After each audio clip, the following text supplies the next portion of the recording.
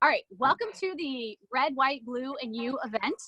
As promised, we have lots of different videos that are going to be coming in this weekend. Some that are going to be about Rodan and Fields, and then a lot that are going to be about other things to make your life better, fuller, self-care tips, and all the things. And so I'm super excited about our guest today, my really good friend, Dr. Megan Brown. She's the owner and founder of Mind the Map Pilates in Washington, D.C. And she's also is it a doctorate in physical therapy? Or is it a PhD? I never It is not a get it PhD. right. Which is it? I love it. I do want people to think I have a PhD, but I don't. A doctorate is not quite a PhD at all, but please make that mistake. I love that. Okay, great. All right. So one of the reasons we're bringing her on is that Megan is gifting a few lucky people in this thread. She'll be gifting you guys a free membership, and she'll be talking about that later in the thing. So you're just going to have to listen to her brilliance first, and then you can find out what you might be able to win. So we wanted to talk a little bit about age is not just a number. People keep saying age is a number, or age is just a number. Age is not just a number. What are your thoughts on this, Dr. Megan Brown? Why, thank you, Lulu. I hear that so much, and anytime people post something about age, and we did have a discussion quickly about J-Lo and Jennifer Aniston and how they're both 50 or 51, 52, and how people will say, oh, age is just a number. And I understand what the meaning of that is, saying that what we perceived to be 50 as old is now just a number. It doesn't represent the age of that person. And something inside me boiled a little bit. Every time I read that happens, and I thought, what does that mean? And I started thinking that, no, I have worked so hard to get to 46. And I don't want to think that 46 is just a number. 46 is whatever you make 46 to be. 50 is whatever anyone makes 50 to be. My parents are both 75, and they are walking every day and playing golf and enjoying their 70s. I don't even think of them as old. And so I want us to get away from that whole age is just a number. Age is whatever you make it to be. And if we can embrace that wherever we are is exactly where we should be, then we're only going to feel enlightened and lifted to move forward. Okay, so I love that. But here's the thing. Like, we're a skincare business. You've been a customer of mine for many years. You and I spend, I'd say, a decent amount of our conversations talking about things like, what tips do you have that I should do to my hair, or all the things. And so all of us, we want to be the best. Like, I want to be the best 46 I can be, as I know you do too. So I'd like to know, because this is one thing we were talking about. It's like, you can slather really great skincare on your face, but if you go out and you drink heavily every single night, you're probably not looking your best. Or you're shoveling French fries, like lots and lots and lots of French fries down. You know, it's kind of a holistic thing. So what are your tips for looking and being your best at any age? So I can be 46, 56, 66, 76 and still look amazing and feel amazing. So we'll go back to another saying that I don't mind, and that is everything in moderation. So we'll get to that in a second. But if we want to make a change, so if you're not loving your skin, if you're not loving your weight, it's okay to talk about weight in a certain context. If you're not happy with the way that you feel, if you're not happy with your muscle tone or your strength or your range of motion, you do have to make a sacrifice at first to get to a goal. So Leslie, you are the master of setting goals. And in physical therapy, we set goals for our clients all the time. So setting a goal of where you want to be, either health and wellness wise, that's a good springboard to get you into a program where you do have to work. You have to work hard. You have to make sacrifices. I'm not going to sugarcoat it. There is no quick fix. There's no quick fix. You cannot eat dessert every night and expect to lose weight. You cannot smoke cigarettes every day and expect to have healthy lungs. You cannot go out in the sun every day and sunbathe and expect to have amazing skin. We understand all of these things. We understand the science behind it. And don't swipe on things and try to buy them, swipe up, because there's no quick fix. Exercise, eating healthy, restricting calories to a certain point, like if you want to lose weight, if you want to lose 10 pounds, it is caloric in a sense, but it's also what you eat and how you eat. And when you eat, you know I'm a big intermittent faster.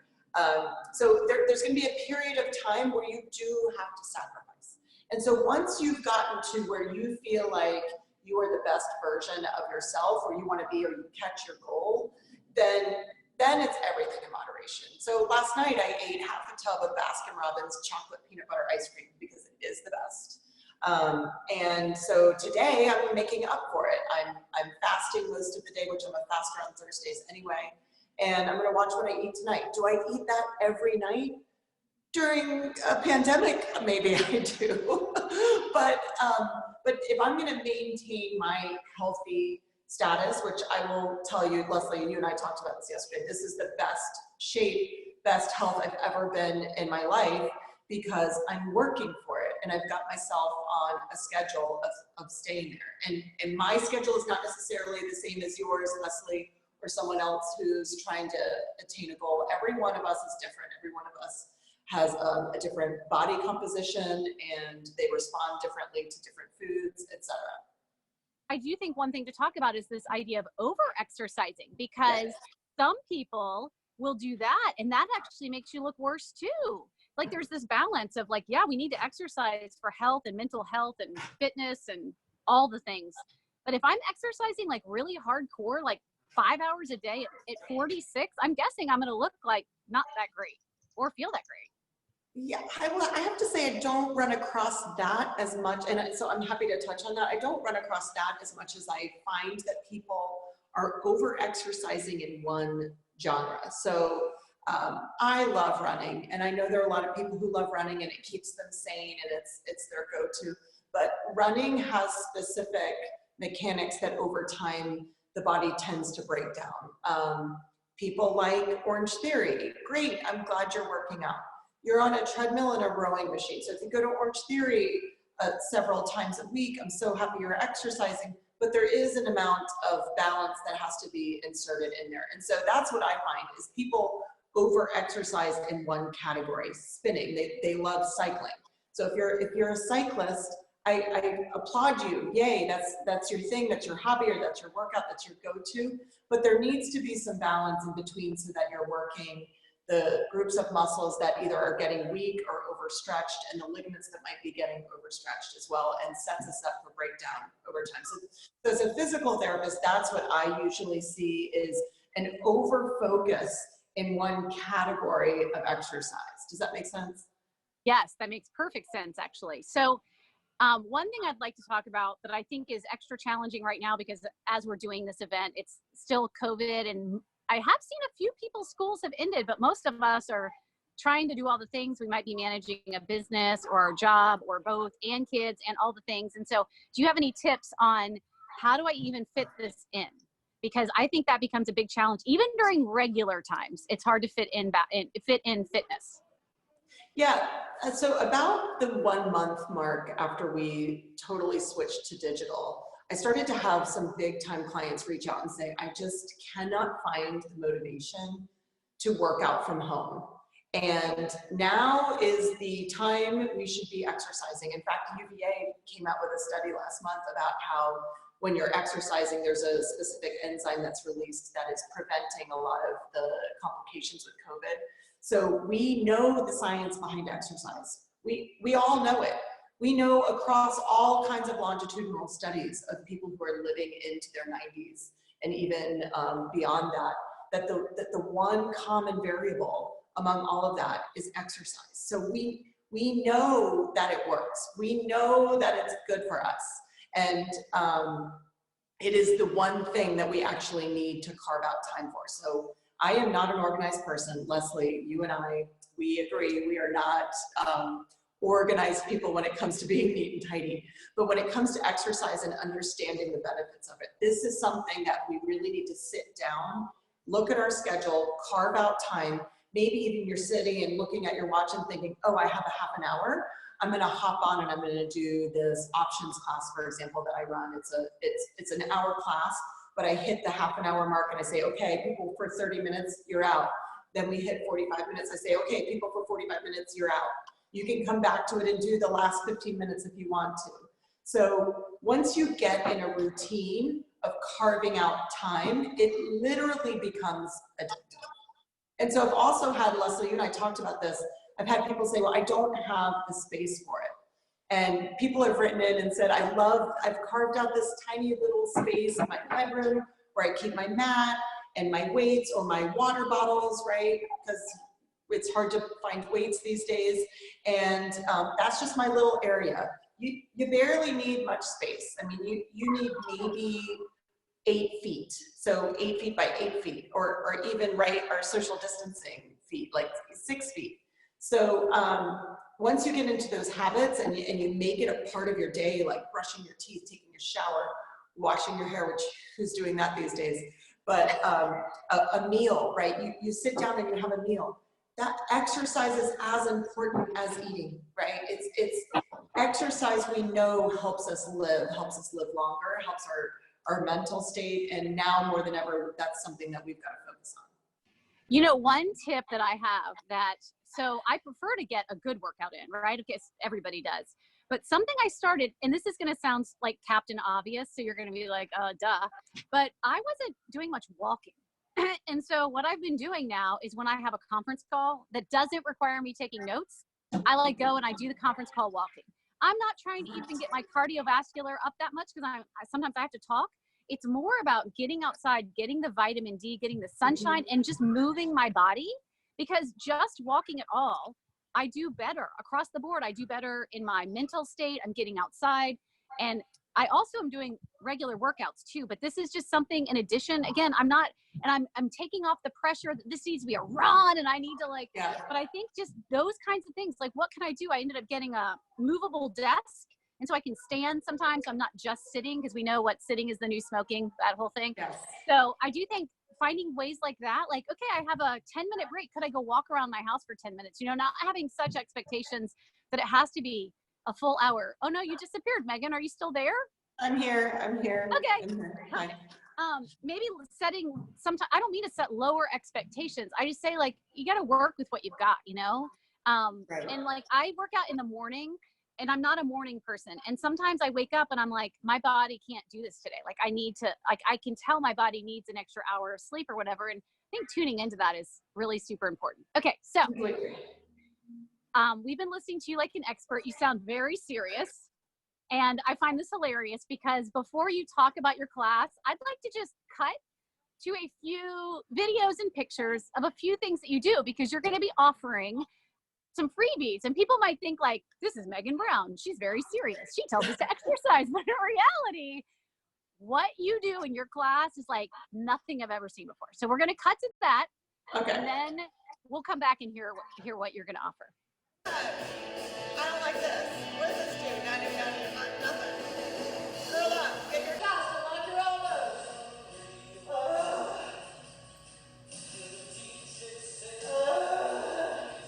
I'm ready to stop too. Here we go. See that part? I'm sticking my chest out. Usually I don't let out like this. I want back, hold.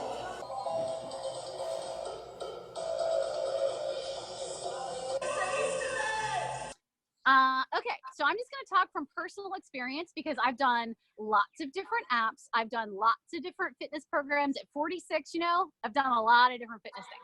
Megan, what your class offers is the most unique, fun, inventive exercise. The exercise itself might, I don't know, be similar to what you might get somewhere else, possibly.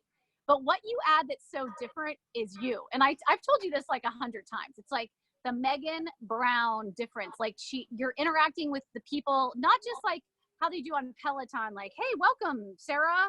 And I don't mean to denigrate,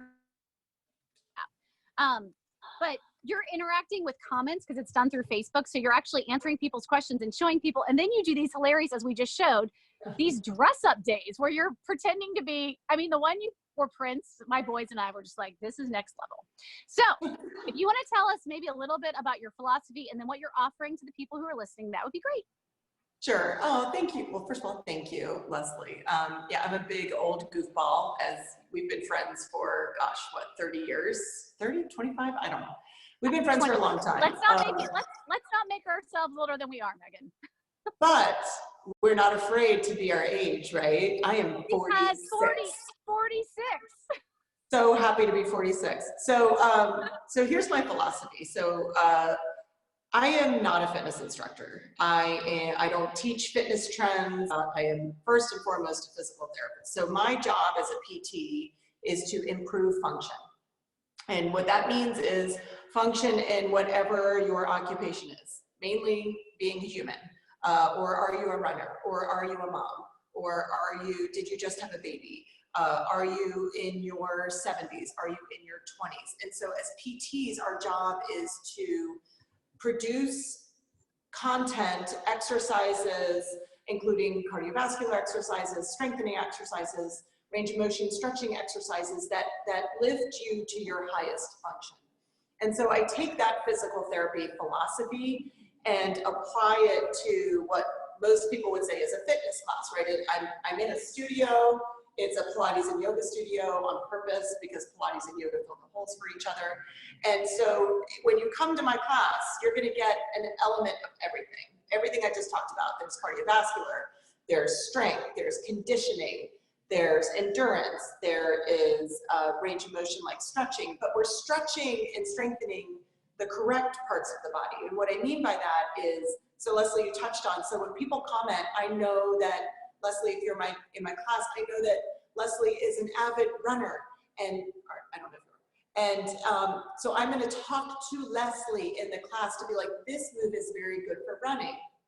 Now, everyone in the class is doing the move, but there are particular compensations that runners will do with specific moves. And so as a PT, I will talk about what those compensations are and cue you out of it. So for example, runners, cyclists, things like that, or if you're used to being on a treadmill and a rowing machine, I already mentioned you people, your outer hips tend to be weak. And so we do a lot of full body conditioning that connects the two halves of our bodies, utilizing glutes, abdominals, deep core muscles, your postural muscles. So there's a lot of motor control involved. But then at the same time, who likes to exercise? There are some of you who like to exercise, but for the most part, a lot of people just don't like it. And it should be fun, right, Leslie? Like exercise should be fun. There should be good music. We should be having a party. We should be enjoying it. And so I actually look forward to it. And most of the people in my class look forward to it. There are some genres that other people don't enjoy, like just like if I teach just a regular Pilates mat class, that tends to be a little bit more of a time of focus and not as much of a party, but that's okay. Like sometimes we need that. Sometimes life isn't always a party and we've got to dial it back and focus on that mind-body connection more. So in a nutshell, yeah, it's balance. It's balancing cardio, it's muscular balance and motor control, it's core control, and focusing on targeting the correct muscles. Does that help? Yeah, totally. And it's all packaged in like yelling and funny outfits and all the things. Okay, so what are you offering to the people that get selected in the thread today? Yes, so I think it would be fun to offer 5 people a free class with me, and that way we'll post my schedule and the 5 people can choose. We'll suggest a class that we think that they would like. So the dress up class you're talking about, Leslie, is our quarantine theme, and on our quarantine days it's always a theme, and the night before I announce it.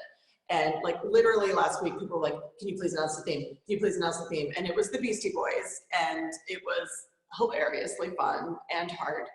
So if we could get 5 people to join a specific class so I could give you shout outs and interact with you, and then one of those 5 people will get a free unlimited week. And we do everything through Facebook because we've tried all of the things that we've experimented, but everyone loves Facebook because of the interaction, that you can have, and plus people are watching you on a Zoom call. So everyone tends to like that option. So we're happy to give those classes away. Okay, Megan, that's so awesome. It's so fun to be able to collaborate, like friend to friend, business owner to business owner. Like it's just like when I reached out to Megan, I was like, hey, I've got a business collaboration idea. And I just love that you're willing to offer this, and hopefully some of the other people will go and check you out. So your Instagram is at Dr. Megan Brown. Is that right? Yes. And Yes. Megan spelled just the normal old way, M-E-G-A-N. The boring way. No extra A's or extra H's. Yes. I mean, all the different ways you can spell that. And Brown, just spelled like the color, at Dr. Megan Brown. You can see all her antics on there, you guys, all of her antics. And she does also some teaching and stuff on her Instagram. And then the business name is Mind the Mat, right? So where would they go Yes. if they just want to, if they're like, hey, I didn't get the free class, but I'd like to join. Is it mindthemat.com? Yes, just go to mindthemat.com and there will be a COVID window that pops up. So we have our original website, but then there's a COVID how-to as we've transitioned to all digital classes. And literally we did this right before the governor closed. We did, in 24 hours, we transferred our entire schedule to digital because we wanted to make sure that we were there for our community. And I had someone from Africa today in my class. Someone from Africa. So we have people from all over the world, Pakistan, all over the country, California, Ohio. We have someone from Connecticut and Florida. So, and we welcome, come have fun with us. Yeah, I think one of the things that's been most inspiring to me during COVID is watching the business owners who have been able to pivot. And boy, I have never been more thankful to have a business that was already fully online. Yes. But it's been really neat to see like doctors have to go to telemedicine, and which fitness companies can do it and which ones can translate what they're doing. And what's amazing to me is how well yours translates to online. It's just, it's seamless. It's almost like, I get why that would be amazing in class, because I'm guessing in class you'd be yelling in my face and you'd be moving me, but you still get a lot of that same interaction on your online class. Okay, so again, so it's at Dr. Megan Brown on Instagram, Mind the Mat on Instagram, and then mindthemat.com if you want to check her out. And then just to finish, I'm going to show a video of our family taking Megan's class because it's fun. It's really fun.